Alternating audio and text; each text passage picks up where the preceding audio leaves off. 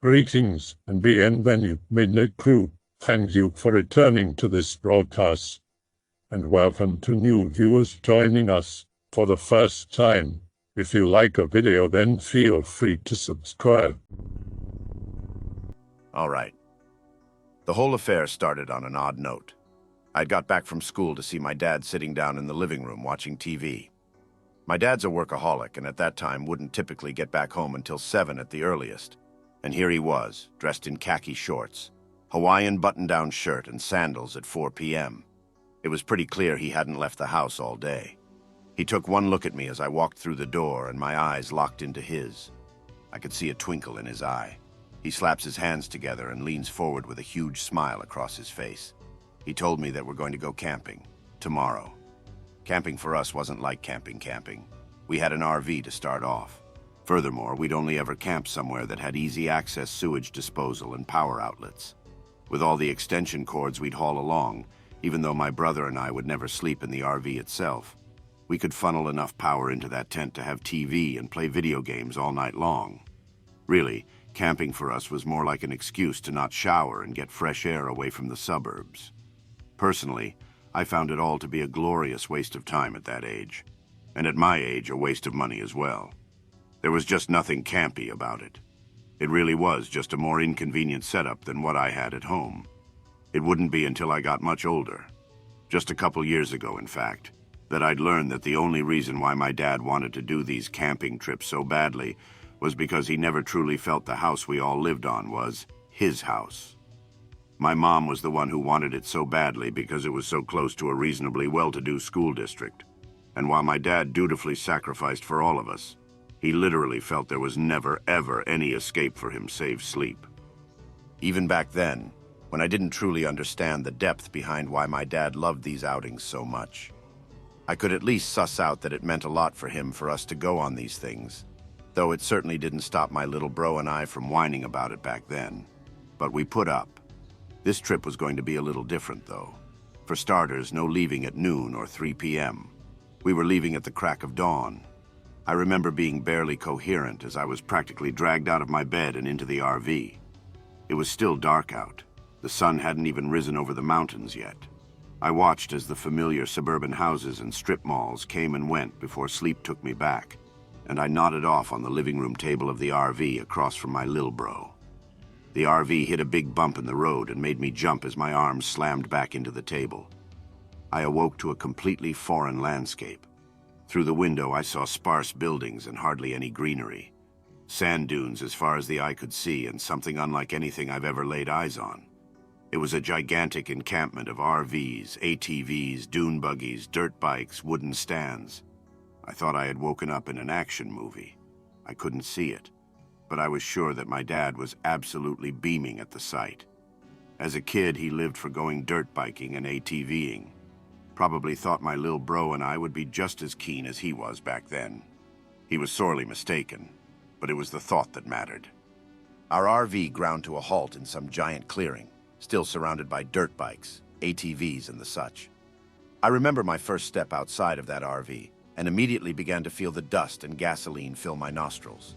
The buzzing of dirt bikes going on and off into the distance all around me.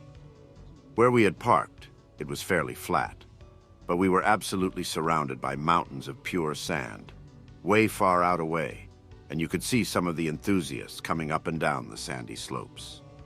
I began to look at where our RV had stopped, and it was very clearly in the middle of the road.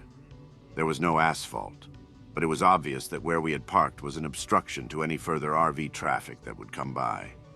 My dad just sat there, leaning against the hood of the RV, looking out into the distance where most of the riders were off on the dunes. My mom was not so content. She was pacing back and forth and kept tapping her foot, only ever really stopping to look at her watch. My family didn't own any ATVs or dirt bikes or anything of the such. Apparently, my parents had called in a company that rents these things out, and this was the designated meeting spot. And for all our early planning and leaving of the house, we still managed to get there 20 minutes late. My mom was already giving my dad evil looks, but my dad coolly shrugged it all off, and for good reason. We might have been late, but that company was going to be 4 hours late. Long before they arrived, we had already had to move our RV like 3 times to make way for other RVs coming in. My dad was a bit miffed when they were that late, but he was pissed when he saw that they didn't have the ATVs as made by the arrangement prior. First of all, they didn't even have the right number. We needed 4 for all of us. They had brought 3. Furthermore, all 3 were adult-sized. There was no way my lil bro or I could get on one of those things, let alone control it. My dad and the rental guy argued a bit, but he backed down quickly when he saw how angry my dad was at the whole situation. Rental guy basically said this is all he could do for us today, and if he wanted the fix, we'd have to wait until tomorrow for the new ATVs to arrive. My dad was able to barter over the phone to get the ATVs for free, but we'd still have to wait until tomorrow to actually go riding. There wasn't any talking in the RV as we slowly crept up to where our family's friends had already parked and been riding all day. Today was Friday, and we'd have to go back by Sunday so my dad can get ready for work on Monday. So my dad was thinking he wasn't even going to get a full day of riding in after trying so hard to plan this out perfectly, and sadly, he was ruining the day for himself. My lil bro and I started to get to work on setting up our tent. It was a nice arrangement, TV and video, and we could stay up all night with no supervision. Besides, my parents would smoke up the whole RV, and we didn't really care for it. So it was a pretty sweet arrangement, minus the whole sleeping on hard earth, as opposed to a soft bed, sleeping bags and all. Still, a close friend of the family, let's call her Claire, was adamant that we all have a good time, and reasoned we could all use her and her family's ATVs if we wanted to get some in tonight. But my dad was far too pissed for that, and let's be real here. As cool as the new scenery was, my lil bro and I were far more interested in playing video than riding around on sand dunes, especially the kiddie dunes, and I told Claire as much. She looked over her shoulder as if to see if anyone was really listening to us and then leaned over closer to us. She said, "You know, you two aren't even supposed to be riding." It was true. I was 12, the eldest, and that was under the legal age of riding the ATVs. But Claire did pique my interest. Suddenly, the idea of reaching out and plucking the forbidden fruit from the tree of knowledge was firmly planted in my mind. Claire had done her job well. My lil bro, basically more than willing to do whatever I wanted to do, was more than pliable with whatever decision I made. Still, though, the seed hadn't fully taken root yet, and I was still more interested in setting up the video.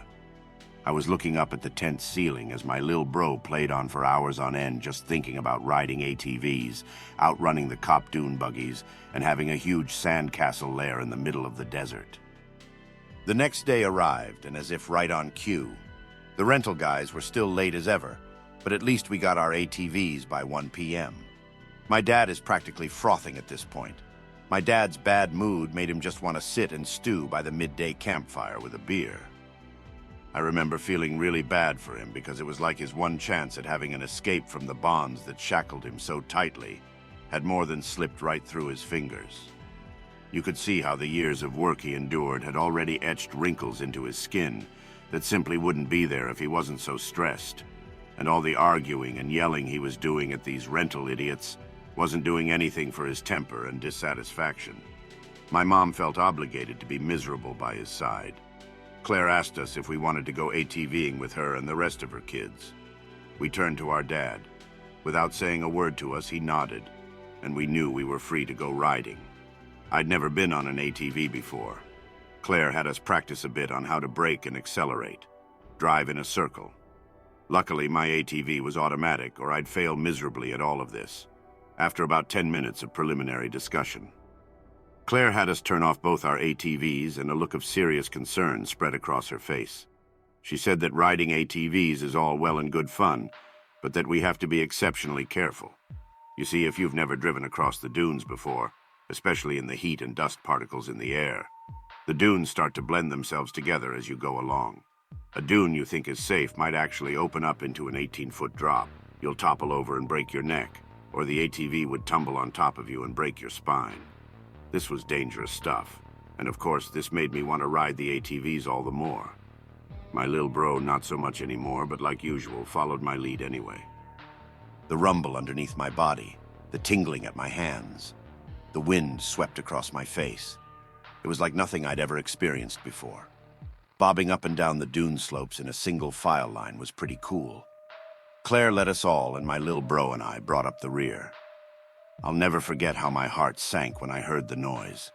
Suddenly, a muffled scream behind me. It would have been ear-piercing if it wasn't being squelched by my little bro's helmet and the rumble of the ATVs we were all on. His long-sleeve shirt had somehow caught his wrist.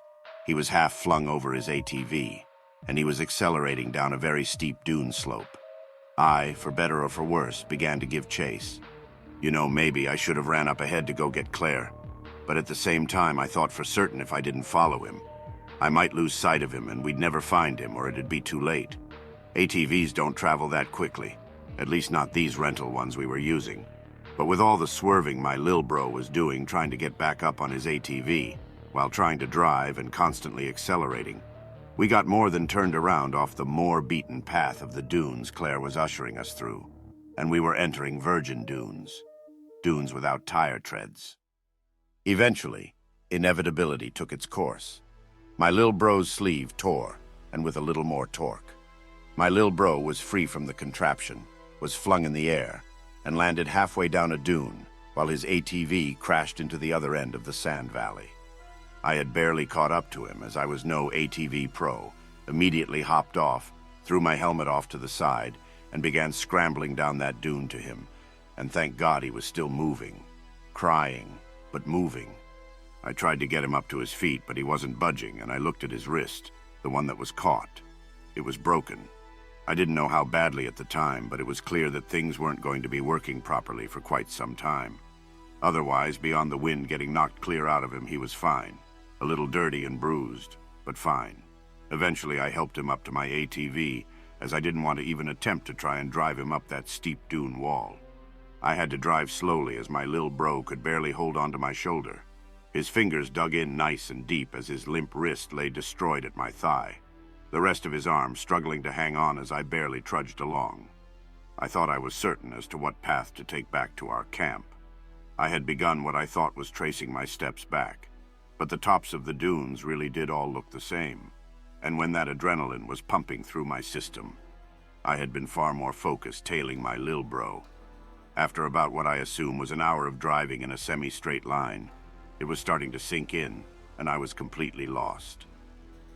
The sun was beginning to fall off into the horizon, and while I couldn't hear it, I could still feel my lil bro sobbing as he clung onto me.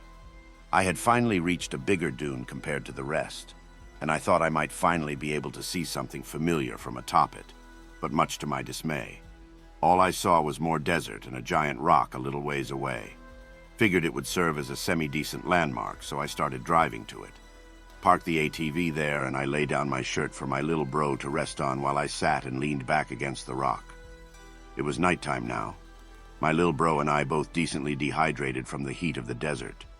The only saving grace was that there was a full moon out, and I could see fairly well even in the middle of the night. The sky was clear. I could hear my little bro's sobbings recede until I heard that he had finally fallen asleep. I, on the other hand, couldn't. Every time I was about to nod off, I'd see something out in the corner of my vision, some skittering shadow. Even the shadows on the dunes began to move, almost as if the dunes themselves were alive. Still, though, I was far more worried about how my dad and mom were going to take all this. Eventually, though, I had nodded off to the feeling of my lil bro nudging me. The sun was already in the sky. I tried to get up, but immediately collapsed. My entire lower body was sore beyond belief. Trying to get myself back up was excruciating with how sore my hands were from gripping those vibrating handles of the ATV. Even still, a new day ahead of us. I got the idea that we must have traveled the wrong way, and that the encampment must have been back the way we came. So I reasoned, let's just retrace our steps. Besides, I was really thirsty, and I knew Lil Bro was too. I looked at that ATV I had brought here, and while my body shivered in disgust at the thought of riding it again in my current condition, I manned up and got back on. Waited for Lil Bro to get back on and cling, and off we drove. We slowly made our way across the dunes, and this time I began to feel the full brunt of the machine underneath me. Each vibration felt like it was bruising the bone underneath my flesh. I wish I wouldn't have to deal with it. And if there was ever a time the expression, "be careful what you wish for," were more applicable, it was here. I was already driving pretty slow, but eventually my wrist had the handle turned all the way only to get minimal movement out of it. I had practically run the ATV out of gas. Fortunately, we were at the top of a dune when I finally parked it. I motioned for my lil bro to get up and off. I saw a peek of my lil bro's wrist as it fell off my thigh, and I saw it. It was red and swollen. I could tell my bro was in incredible pain, which was probably the primary reason why he was sobbing, but there were no tears. Any reserves left for tears had long since been depleted. I had been more thirsty than I had ever been. The heat seared above the sand dunes in front of me. I was swimming in a sea of pure sand. I was the captain of a sailboat, and the wind had finally stopped blowing. For the first time during this whole ordeal, I was legitimately terrified. The thought of actually dying out here became terribly real. Even I knew the dangers of dehydration out in the desert, and in this heat, and a whole day without water in this god-awful sand ocean. I thought if we didn't find some form of civilization soon, we'd be dead, for sure. We abandoned our ATV and began trudging through the sand dunes. With how sore my body was and how much energy it took to climb that daunting peak, I couldn't believe how winded I was when I looked back. The ATV was merely 20 meters away, and I was exhausted to the point of breaking. Worse, I looked back down and my lil bro was struggling to make it up. A selfish thought crept into my head. After all, it was his fault I was in this predicament. I was driving along just fine. He's the one who messed up. Why did I ever chase after him? Why did we both have to die out here? Anger filled me. I looked back down at him, and seeing him struggle like that, it melted my heart all over again. I used that anger to pick myself back up, hurtle down toward him, and practically carry him up that dune with me. But when I got back up that dune, I was done, and so was he. Eventually, the sun in the sky began to twist, and darkness clouded my vision. When I opened up my eyes next, it was night again. The moon's light wasn't as strong. The shadows danced and flickered across the dunes. The palpable sensation of feeling watched, but the only other person here was my lil bro. Passively sleeping, he too must have fallen asleep from exhaustion. My throat was sandpaper. I could barely make out the blood from the cracks in my knuckles. This desert had robbed my body of every last drop of water it had. Half naked without a shirt, I was shivering from the cold. My eyes darted along the dunes, watching the shadows, watching the dunes breathe. I was losing it. I began hearing voices laughing, telling me how I was going to die out here. But there was one muffled voice in the background of it all. It started low, but then began to grow until I just barely heard it, "Hey, over here," behind me. And for just barely a minute I thought I could see someone behind me before dispersing back into the shadows. I shook my lil bro awake and told him to follow me, and so he did. We struggled up that dune, but the sleep had done us some good, and we managed to trudge up it with some difficulty. Once I got to the top again, I heard the voice, "Over here," from the next dune over, this time more audible, much more clearer. The shadows seemed to move out of the way, to make way for us to march up the next dune. Lil bro might slip down a bit, but each time I heard the voice I felt invigorated. Dune after dune we trudged across. My body simply felt beyond the weaknesses it felt before, beaming with renewed hope. And as we got further and further along, the voice became clearer and clearer, and I thought I could see more and more of the shadowy figure before it had disappeared behind the shadows of the next dune.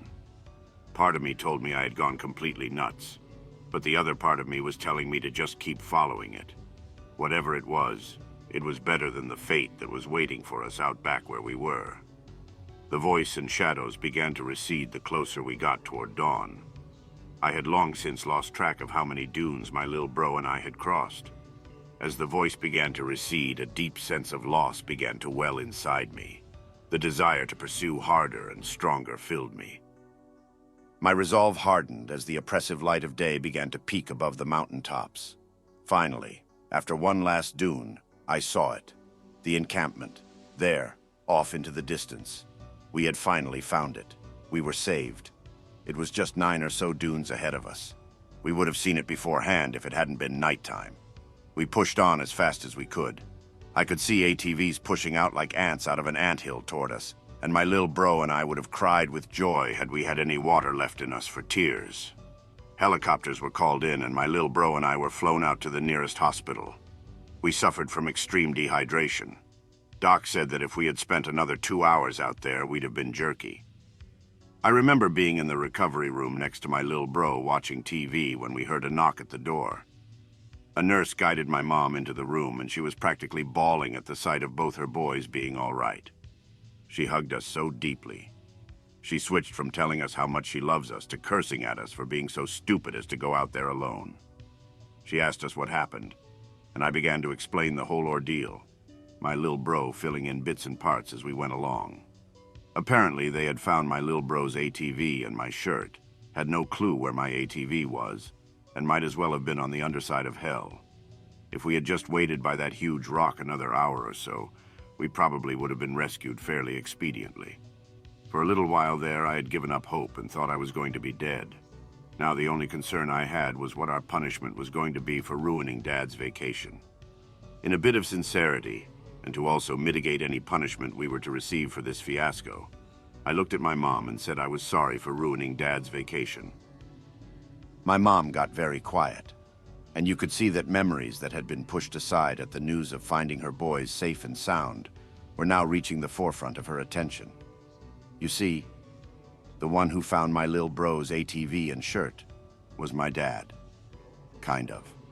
When he had heard Claire had lost us out in the dunes, without a helmet, he immediately jumped on one, yelling and screaming at Claire where she last saw us, and immediately began driving off. Claire and the rest barely had time to begin pursuit. My dad had saw the large rock and eventually ended up driving toward it.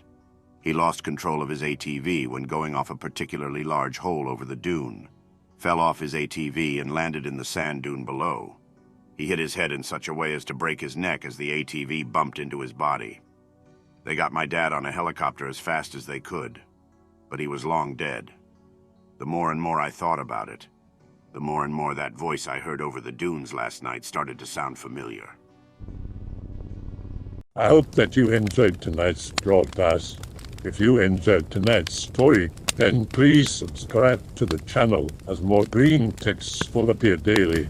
A new broadcast will appear when the clock strikes midnight Central Time.